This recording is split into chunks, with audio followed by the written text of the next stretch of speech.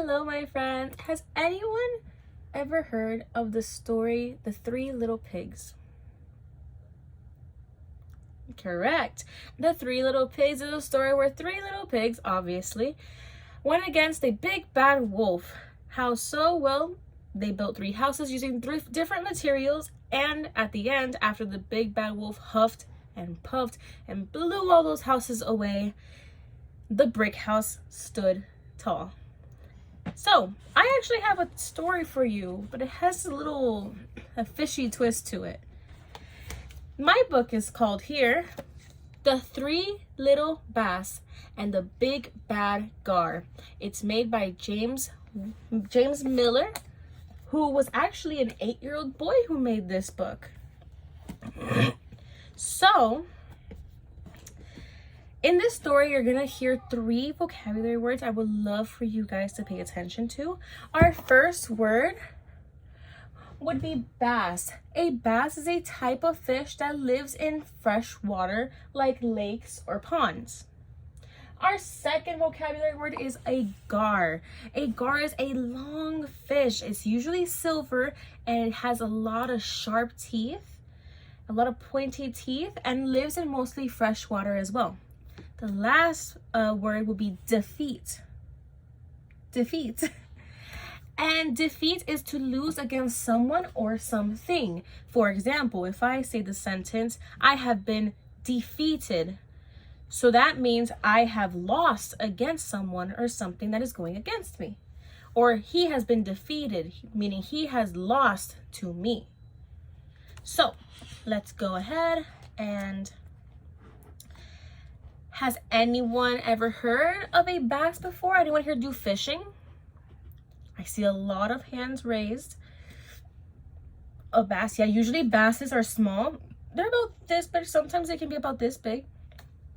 A gar. Okay, yeah, so a gar is a very weird looking fish. Actually, in the title, it shows us a picture of a gar. It's like a long gray fish that has very sharp teeth.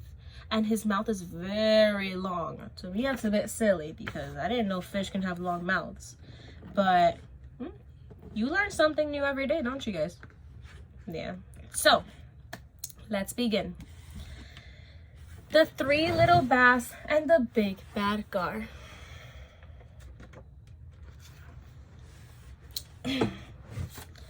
So, once upon a time, there were 3 little bass fish. They lived together with their mom and dad under a dock on Little Lake Gaston. That's the place where they lived. Here they are. There they are. And these are the parents. These are the little kids. One day, 3 young bass fish had grown old enough to go off and explore the lake on their own. They each set off to build their own homes. So, what do you guys think they made their houses of? We are underwater after all. So, what are some things that are underwater that you can build stuff with? Okay, coral. Yeah, coral. Corals are more an ocean though, but yeah, it could be coral. Definitely, there's a possibility. Rocks, okay, yeah, those are great too. You always find rocks under, lakes and stuff.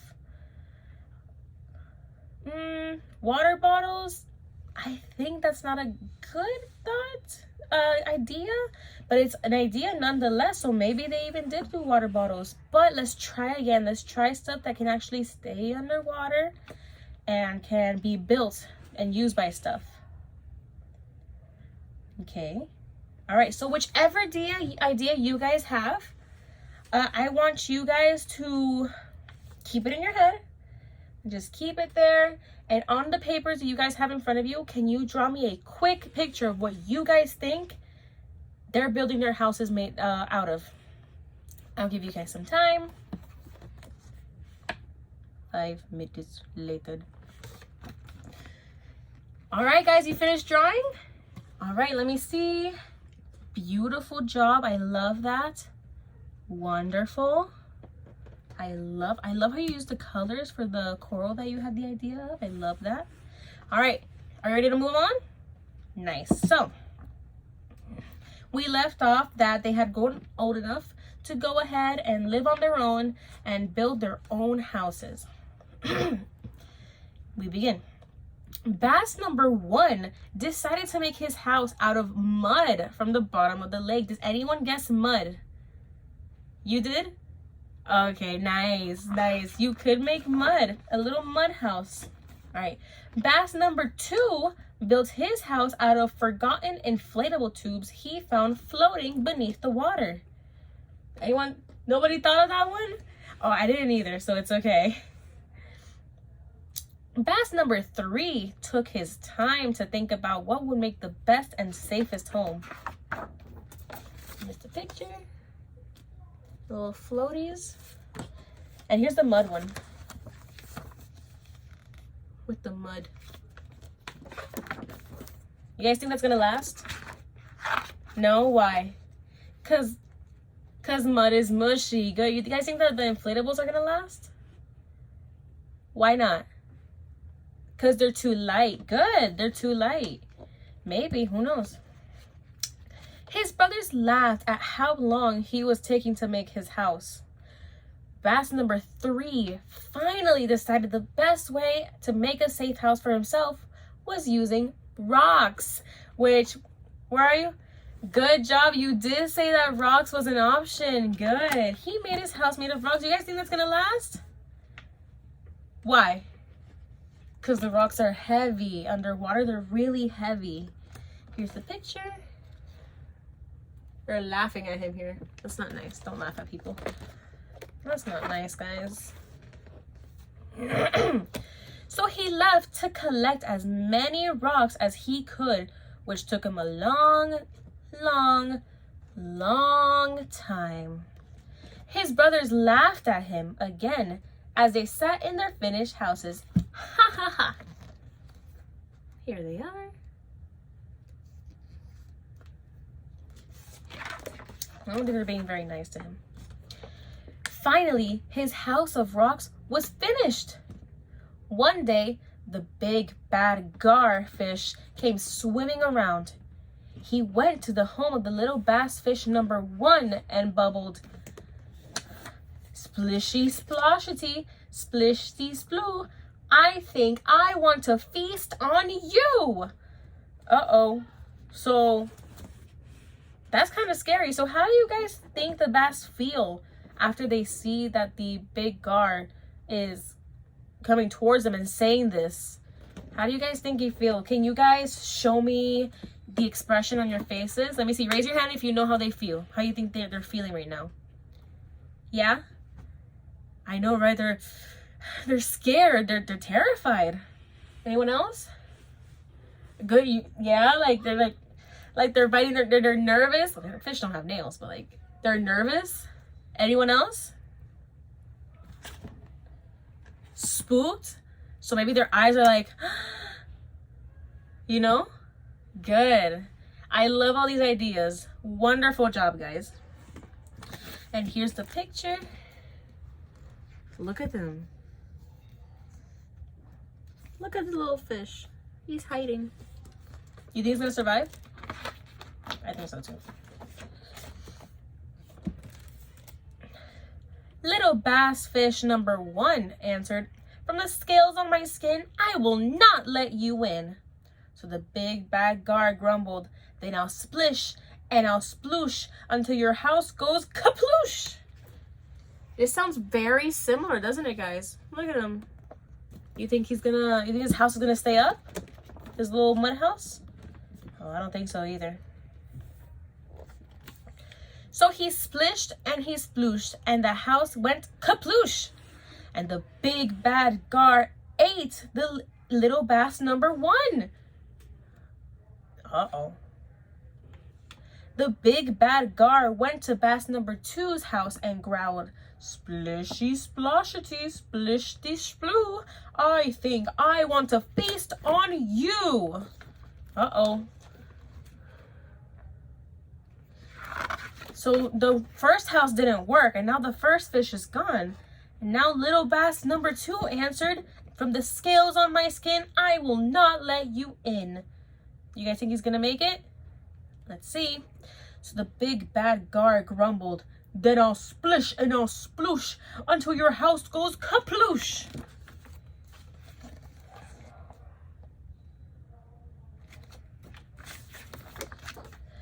So he splished and he splooshed and the house went kaploosh. And the big bad Gar ate little bass number 2.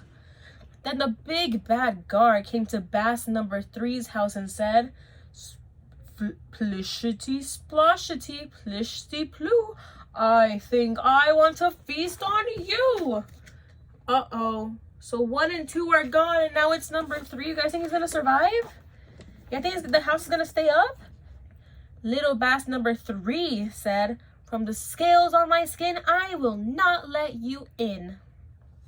So the big bad Gar grumbled, "Then I'll splish and I'll sploosh until your house goes kaploosh." So he splished and he splooshed and he splished and he splooshed, but the house did not go kaploosh. The big bad Gar grumbled, "Plishity ploshity plin, I will find a way in." And he swam away in a huff. Little bass number 3 came up with, oh, sorry guys. Let me show you quick the little picture. See? He tried, but he failed. Little bass number 3 came up with a plan. Floating nearby was a fisherman's hook with a tasty worm dangling from it. Carefully, little bass number 3 pulled the fishing line down into his chimney and waited. That's his chimney, I guess. Does that look like a chimney, guys? No, right? Oh. All right, listen up. Shh, listen. Soon the big bad Gar came back and swam up to the chimney and said, "Aha! I told you I will find a way. I am going to eat you today." The big bad Gar swam down the chimney and noticed a tasty worm dangling in the water. He was so excited. He dove for the worm without noticing the big shiny hook. Uh-oh.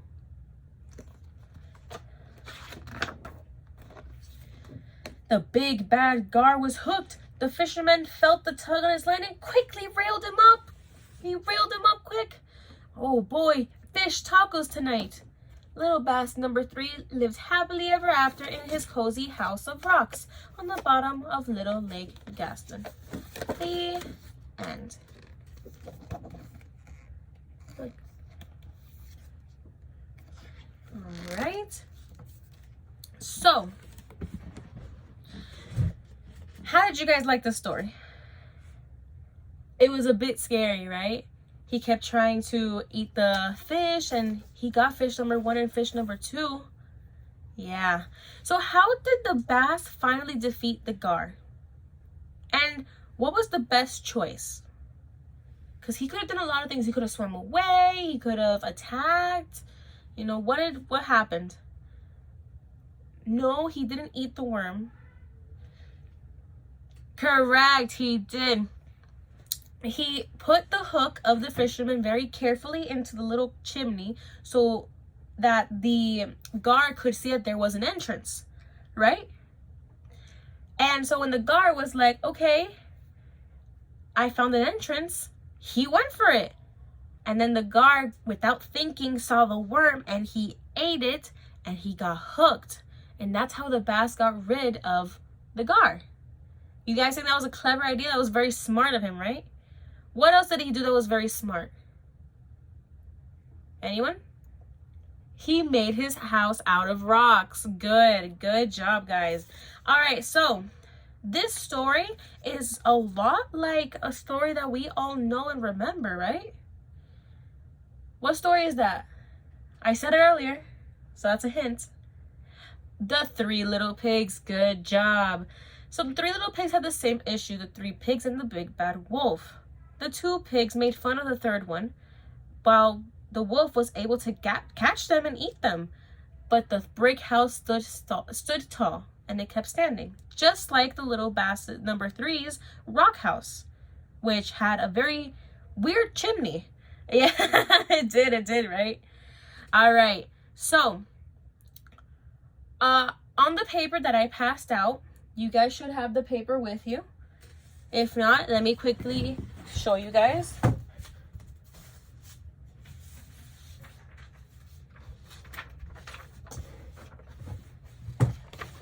So all of you should have received a paper that looks like this. It's the Make a Connection, right? So we spoke about this before. Make a connection is text to self, text to text, and text to world. Can someone tell me what is text to self? Good. How does the story relate to you?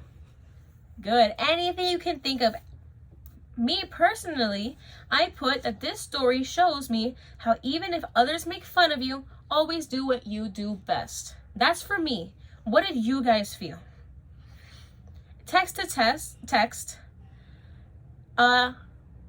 Yeah. Good. Yes. It's relating to a story to another story, which this one's easy. We can relate it to the Three Little Pigs. And text to world.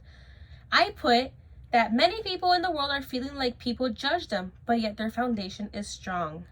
And what foundation are we talking about, guys? God, right? It doesn't matter if others have, they believe in whatever they do, but as long as you have your firm foundation, nothing will happen to you because God has you, right? Good. Good job, guys. So go ahead, fill it out, color it if you want. You can color the two kids, you can color the book, you can color the world. And if you guys need any help, you go ahead and you raise your hand. I'm going to put the timer for 15 minutes. And after that, we will go ahead and continue to the next assignment. Got it? All right, guys, go ahead and go back to your seat. Push in your chairs when you sit down, make it touch your tummy, and go ahead and start working.